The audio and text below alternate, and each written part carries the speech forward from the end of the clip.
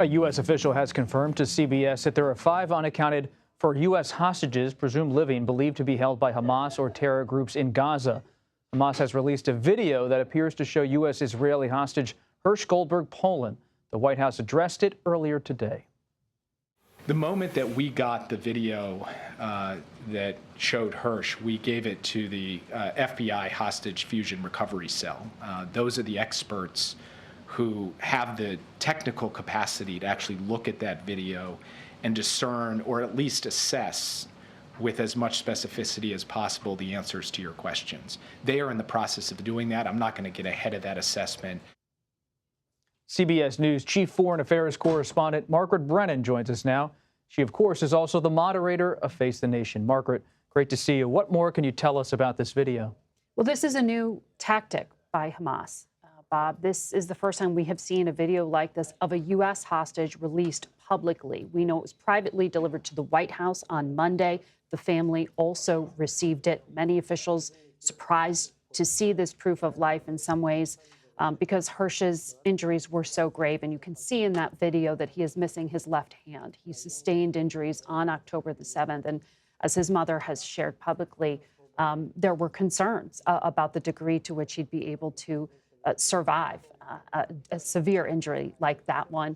He makes a number of statements that were clearly made under duress in that video. The White House and the FBI are assessing it to try to determine things like location. Is there anything on the metadata that also can indicate the actual date on which it was filmed? He says it's the 200th day of the war, but they're just trying to get any kind of information they can glean to try to do something with it that could inform Israeli authorities or the U.S. efforts. But the Goldberg-Polin family released their own video today.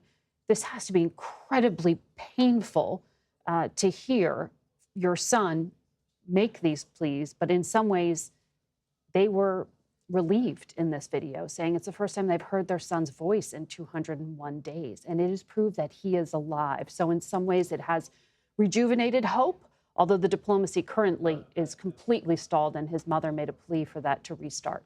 You've been so vigilant covering these hostages in this conflict and in so many other conflicts, people held across the world. You've also been tracking the Secretary of State, Antony Blinken, who is overseas. What are you watching on this particular trip? Well, this is always something to watch very closely because this is the chief adversary to the United States on the global stage, and the only one, as President Biden would say, with the ability to really reshape the global order. Secretary Blinken is arriving with a bit of a threat in his pocket. He has this $8 billion in terms of what Congress has just authorized to shore up the Indo-Pacific in defense of Taiwan.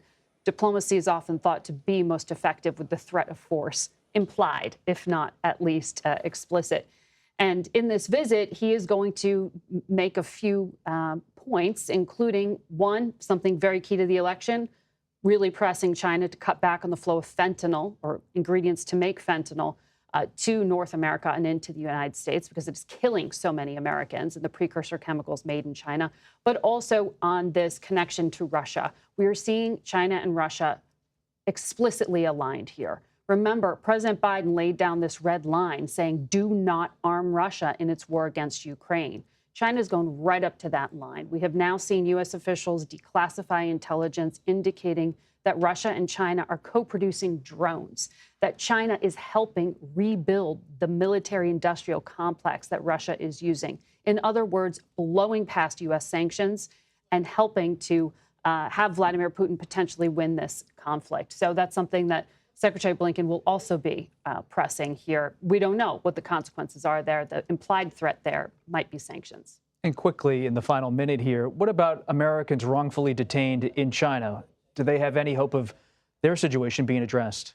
Bob, we don't talk about these cases enough, but individuals like Texan Mark Svidon, I hear from his mother regularly. She's afraid her son is going to take his own life. He has been, in the words of the State Department, classified under U.S. law as wrongfully detained for crimes he is alleged to have committed when he wasn't even in the country. But there are other Americans, too, here, David Lynn. And before I go, I want to make sure that I mention Kai Lee. We will have Blinken raise these issues. Not clear that there will be any results.